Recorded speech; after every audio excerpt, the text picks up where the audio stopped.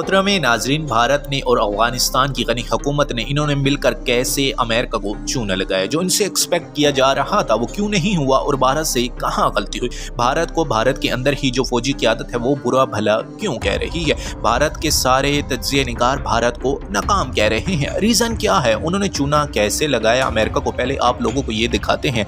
हुआ ये कि अफगानिस्तान में अमेरिका को ये लगता था कि वहाँ पे 3 लाख फौजी मौजूद हैं जो अफगानिस्तान में काम कर रहे हैं अशरफ गनी की हुकूमत के लिए, और बार बार अमेरिकन सदर ये कह चुके थे। अब ये आदादोशुमार सामने आ रहे हैं मुख्तलिफ सोर्सेज से कि वहाँ पे 1 लाख फौजी भी मौजूद नहीं थे जो तालिबान से लड़ने के लिए तैयार। वो बाकी फौजी गए किधर, जो फौजी इंडिया में ट्रेनिंग लेते रहे हैं बहुत बड़ी तादाद में जाकर, वो फौजी कहाँ गए। अफगानिस्तान की एजेंसियाँ कहाँ गई, भारत के जो लोग काम कर रहे थे वो लोग कहाँ गए, जो एयरफोर्स को चलाने वाले थे वो लोग कहाँ गए। ये सारा निज़ाम एक साथ धर्म भरम आखिर हो कैसे गया, ये सारी डिटेल्स आज हम आपके सामने इस वीडियो में रखेंगे। अभी हम आपको जो इंडिया ने अमेरिका को चूना लगाया है उसके पोल आपके सामने खोलते हैं। इंडिया ने फेक फौजी भर्ती करने के लिए जैली फौजियों की भर्तियों के स्टेशन बनाए जाते थे। अमेरिकन आते थे, वहां विजिट करते थे और वापस चले जाते थे। मोहतरम नाजरीन, कुछ दफा ऐसा हुआ कि जहां पर भर्तियां करने के लिए लोग जमा हुआ करते थे वहां इंडिया जानबूझकर कोई बम ब्लास्ट कर दिया करता था। उसकी वजह से अमेरिकन मोहतात हो गए, जब ये भर्तियां कर रहे हों उस एरिया में हमने नहीं आना है।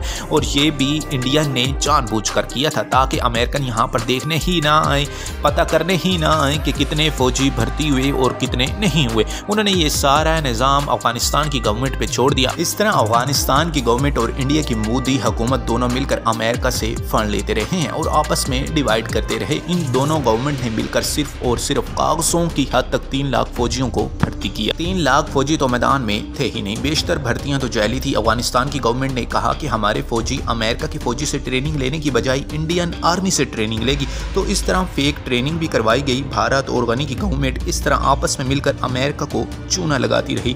बिल जाता था अमेरिका को, फौजी की भर्तियों का बिल, उनके सफ़र का बिल, उनकी ट्रेनिंग का बिल, उनकी रहाइश, खाना पीना, इस तरह हर चीज़ का वो फंड अमेरिका से लेते रहे। भारत का इस सब में सिर्फ और सिर्फ एक मकसद था। भारत ने जो जैली भर्तियाँ की वो फौजी तो थे नहीं, वो इन सब लोगों को अपनी एजेंसियों के पास रखते, उनको पाकिस्तान के खिलाफ ट्रेन करते, उनको तैयार करते कि आपने वापस अफगानिस्तान जाना है, वहाँ से फिर पाकिस्तान जाना है और पाकिस्तान में आपको जो हम कहेंगे आप लोगों ने वो करना है। तो वो लोग दहशतगर्दी के लिए पाकिस्तान में इस्तेमाल किए गए। भारत अब आहिस्ता आहिस्ता एक्सपोज होना शुरू हो गया है। भारत ने तालिबान से तो दुश्मनी खुद ही मोल ली थी, अब अमेरिका भी भारत के खिलाफ होना शुरू हो जाएगा। भारत की हालत इस वक्त बहुत बुरी है। अगर आप इंडियन मीडिया को देखें तो भारत पाकिस्तान, चाइना और तालिबान से बहुत घबराया हुआ है। कुछ लोगों का कहना है कि इंडिया ये सिर्फ और सिर्फ प्रोपेगेंडा कर रहा है, बल्कि ये कोई प्रोपेगेंडा नहीं है। इंडिया की हालत इस वक्त में वाकई बहुत बुरी है। दूसरा ये कि मुल्ला ब्रादर तो खुलकर ये बात कह चुके हैं कि पाकिस्तान हमारा दूसरा घर है। पाकिस्तान में तालिबान का जो ग्रुप है, मतलब कि TTP,